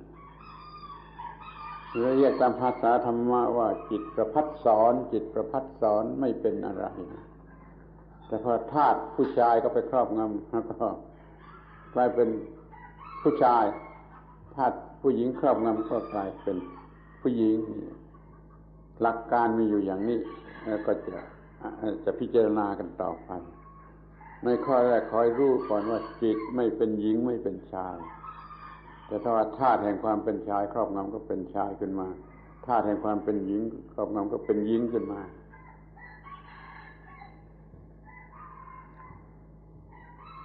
The mind ordinarily, the ordinary mind is neutral. The ordinary mind as it exists is just neutral. But when the Dhatu of masculinity takes over the mind, then the mind becomes male. Or when the Dhatu of femininity takes over the mind, then the mind becomes female. But ordinarily the mind is just neutral. It's neither male or female. It only becomes male or female when the respective elements of masculinity and femininity take it over. But ordinarily it's just neutral. In Pali this is called the Papatsara Jita. Papatsara means radiant or luminous. Ordinarily, naturally, the mind is luminous, radiant. But if one or the other of these dhatus takes it over, only then does it become male or female. So please understand this first point, that ordinarily the mind is radiant, it's neutral. And then we'll explain further. ในการที่ร่างกายของคนพวกหนึ่งเป็นร่างกายผู้หญิงมีอวัยวะเพศมีลักษณะของความเป็นผู้หญิงหรือว่าภายในร่างกายของเขามีต่อมแกลนนานาชนิดที่จะทำหน้าที่อย่างความเป็นผู้หญิงหรือเป็นผู้ชายก็ตามไอ้รูปลักษณะของร่างกายก็ดีต่อมแกลนในภายในก็ดีมันเป็นเรื่องของธรรมชาติเป็นเรื่องของธรรมชาติสร้างมาให้สามารถทำหน้าที่เมื่อจิตนั้นเกิดมีความเป็นหญิงหรือความเป็นชายขึ้นมาเมื่อธาตุแห่งความเป็นผู้หญิงครอบงำจิตจิตเป็นผู้หญิงแล้วก็ได้รับการส่งเสริมจากร่างกายจากต่อมแกลนทั้งหมดในร่างกายเพื่อทำหน้าที่ของผู้หญิงเขาก็เป็นผู้หญิงเป็นผู้ชายก็อย่างเดียวกันแหละต่อมแกลนของความเป็นชายนั้นก็จะทำหน้าที่จะส่งเสริมเมื่อจิตถูกครอบงำด้วยธาตุแห่งความเป็นชายนี่รู้ว่าจิตแท้ๆไม่เป็นหญิงไม่เป็นชายแล้วก็ต่อเมื่อธาตุความเป็นหญิงหรือเป็นชายครอบงำแล้วมันก็จะเป็นหญิงเป็นชายและร่างกายหรือต่อมแกลนต่างๆก็ช่วยส่งเสริมให้สำเร็จประโยชน์ในความเป็นหญิงหรือความเป็นชาย Okay, now, so the mind is naturally neutral or luminous. Now, that our bodies, say, for example, one group of people has a body that has female organs, female sexual organs, and has a feminine shape. And then another group of people have bodies with male sex organs and male characteristics, a male shape. And then inside, one group has certain glands and a hormonal system which is female. And then the other group inside the body has glands and a hormonal system which is male. Now these are just natural. The nature has created bodies in these ways, and it's solely natural. And these sex organs and glands and hormones are created by nature to operate once the elements of masculinity or femininity take over the mind. When the female element takes over the mind of a person with a female body, then that female body, the sex organs, the hormones, the glands, begin to operate in a way that serves the femininity that's taken over the mind. And the same in the male. When the male element takes over the mind, then the male sex organs and male hormones click into action in order to serve and satisfy that masculine element that's dominating the mind. This is how it works naturally, and we hope you can understand this. But it's important to see that originally, fundamentally, the mind is neither male nor female. It only becomes male or female when the respective male and female dhatus take it over. And that's when the male and female characteristics of the body come into play. They come into play later, only when stimulated by the mind that has become male or female. คำว่าธาตุที่ใช้กับความเป็นหญิงเป็นชายนี่มีความหมายพิเศษจนต้องใช้คำอื่นไม่ใช้คำว่าธาตุแต่จะใช้คำเช่นคำว่าอินทริยะอินทริยะมันอาจจะแปลกหูท่านทั้งหลายอินทริยะอินทรีย์ในภาษาไทยเราเรียกกันง่ายๆว่าอินทรีย์อินทรีย์แต่ภาษาบาลีอินทริยะให้มันมีความหมายถึงความเป็นใหญ่ความมีอำนาจสูงสุดเป็น sovereignty เป็น almighty นี่มันมีอำนาจสูงสุดนั่นเรียกว่าอินทรีย์แล้วก็มีชื่อเรียกว่าปุริสอินทรีย์ปุริสอินทรีย์หรือปุริสินทรีย์หรืออิทธิอินทรีย์อิทธิอินทรีย์อิทธินทรีย์ชื่อมันยุ่งยากแต่มันก็ไม่ยากเกินกว่าที่จะเข้าใจนะ ปุริสินทรีย์ความเป็นใหญ่ในการที่จะเป็นผู้ชายอิทธินทรีย์ความเป็นใหญ่ในการที่จะเป็นผู้หญิงเมื่อใดปุริสินทรีย์ครอบงำจิตจิตก็มีความเป็นผู้ชายเมื่อใดอิทธินทรีย์ครอบงำจิตจิตก็มีความเป็นผู้หญิงคำว่าธาตุมาเปลี่ยนเรียกว่าอินทรีย์คือความสูงสุดอำนาจสูงสุดที่จะให้เป็นอย่างไรเป็นอย่างไรนี่ธาตุแห่งความเป็นผู้หญิงธาตุแห่งความเป็นผู้ชายครอบงำจิตเมื่อใดจิตก็มีความเป็นผู้หญิงหรือความเป็นผู้ชายตลอดเวลาเหล่านั้นแต่ไม่ใช่ตลอดเวลาไปทั้งหมดเวลาที่จิตไม่เป็นหญิงไม่เป็นชายก็มีท่านดูเอาเอง Now normally these elements of masculine and feminine are not called dhatus. Most often they go by another word, the word indriya. Indriya. Indriya means that which is supreme or dominant. It's the dominating factor or dominating power, or that factor which is supreme. So when maleness dominates the mind, that's called the male dominating factor, or the Pali word is Purisa Indriya or Purisindriya. Purisindriya. We're sorry that we use all these new words for you, but we hope you can at least get the meaning. And then when femininity dominates the mind, that's the female dominating factor, or the iti indriya. The itindriya is the feminine the dominating factor of femininity. When this purisindriya, or the dominating factor of masculinity, takes over the mind, then the mind has maleness. Or when the itindriya the dominating factor of femininity takes over the mind, then the mind has femaleness or femininity. But the mind naturally is neither male or female.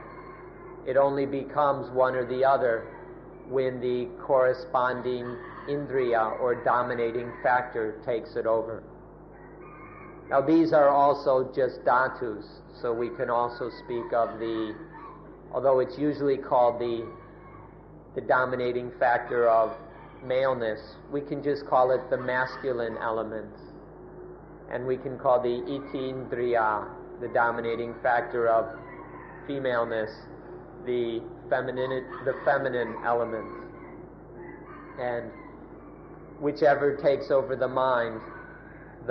then takes on that quality, although originally the mind is neither male nor female. ร่างกายของเราก็มีซิมบอลเครื่องแสดงว่าเป็นหญิงหรือเป็นชายอยู่ตลอดเวลาตอมแกลนสำหรับทำหน้าที่หญิงหรือหน้าที่ชายก็มีอยู่ตลอดเวลาแต่เราก็ไม่ได้มีความเป็นหญิงหรือความเป็นชายตลอดเวลา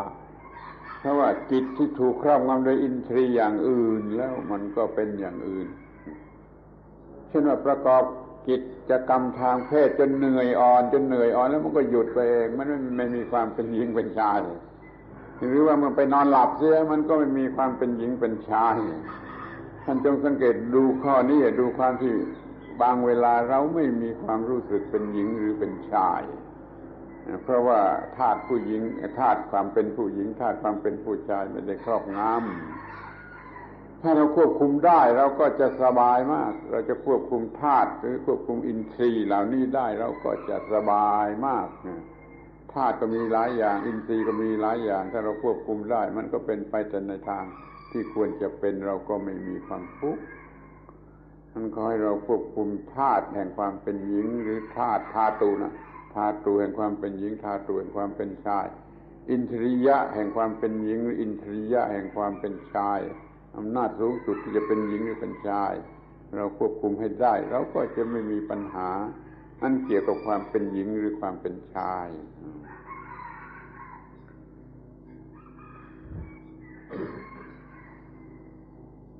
Although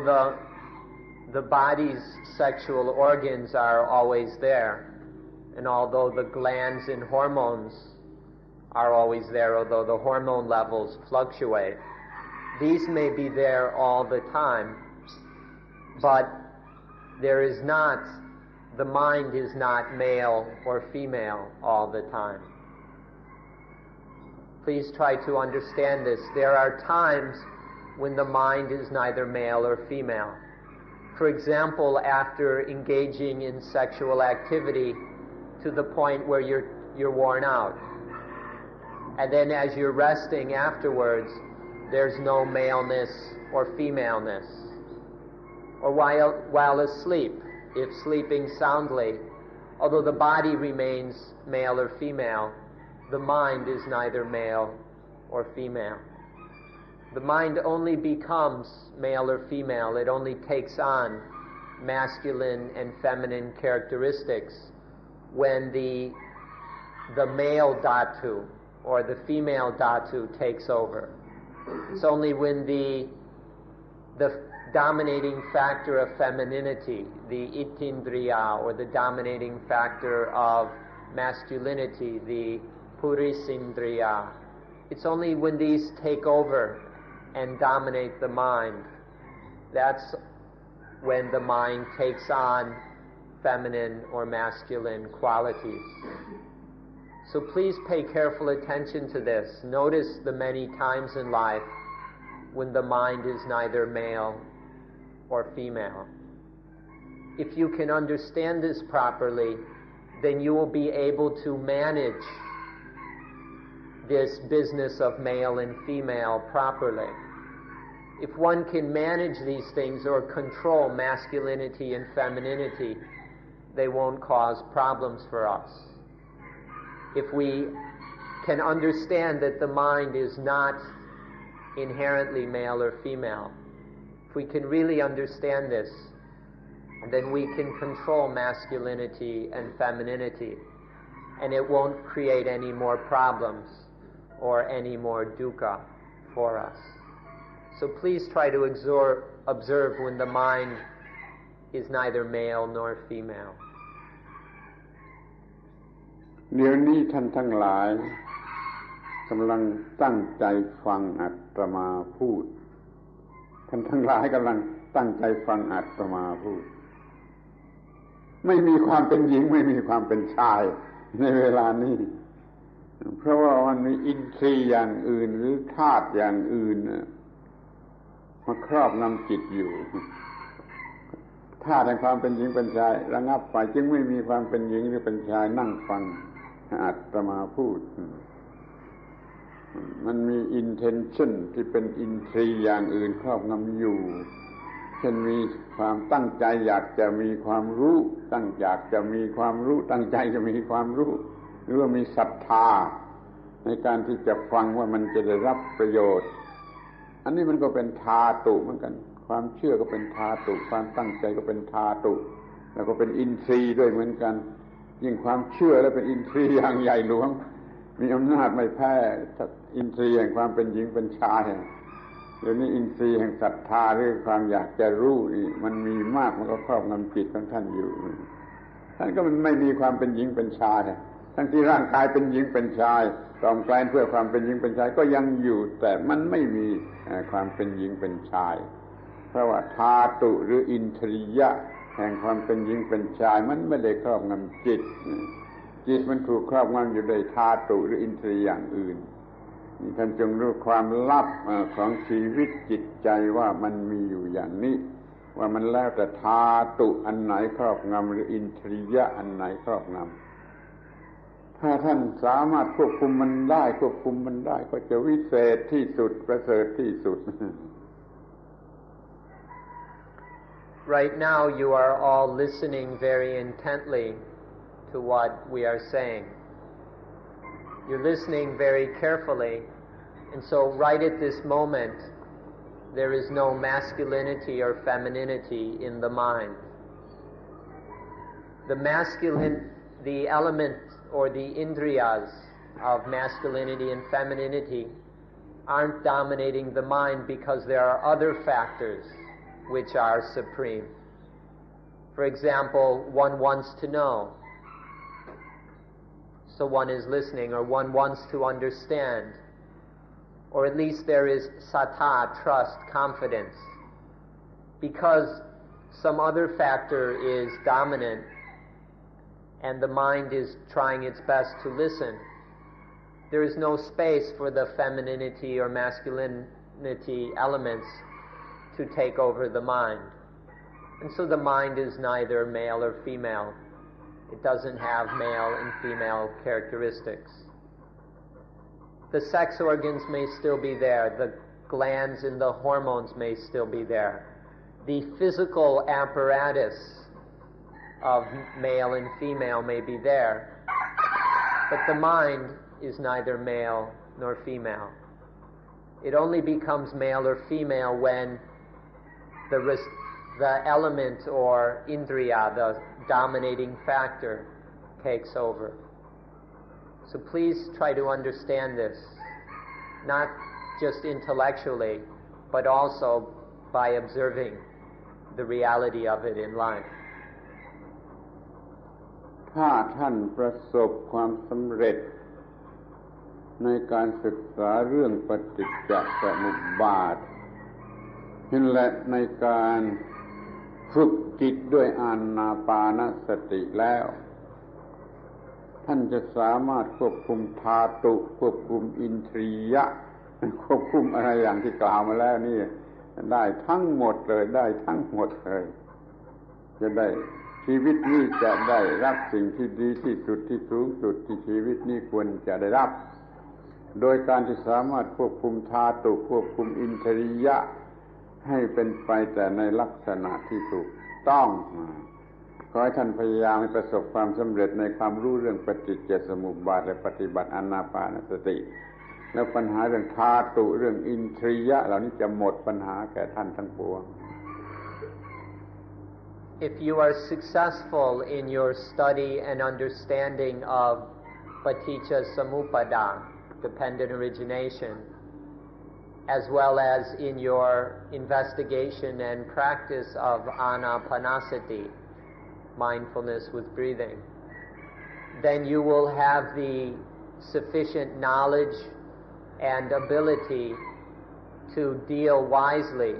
and successfully with the dhatus. If you truly understand dependent origination and have thoroughly practiced mindfulness with breathing, then you will be able to manage and control all the dhatus. None of the dhatus, including those of masculinity and femininity, will pose any problems for you anymore. None of the dhatus will create any trouble or dukkha. So we wish you success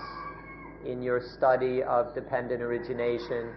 and your practice of mindfulness with breathing. Please give it your best, and we wish you success. คำอธิบายมีสั้นๆนิดเดียวว่าเมื่อท่านทั้งหลายเห็นสิ่งทั้งปวงโดยความเป็นธาตุอยู่แล้วไอ้คอนเซ็ปต์ว่าอัตตาว่าอัตมันเส้นไม่เกิดปัญหาจึงหมดคำอธิบายมีเท่านี้ So all of our explanation can be summarized in a few short words. When you thoroughly understand the dhatus, then there will not remain any more feelings or thoughts of atta, self, or atman, and then you won't have any more problems in life. When you really understand the dhatus, you won't feel that there is a atta or self,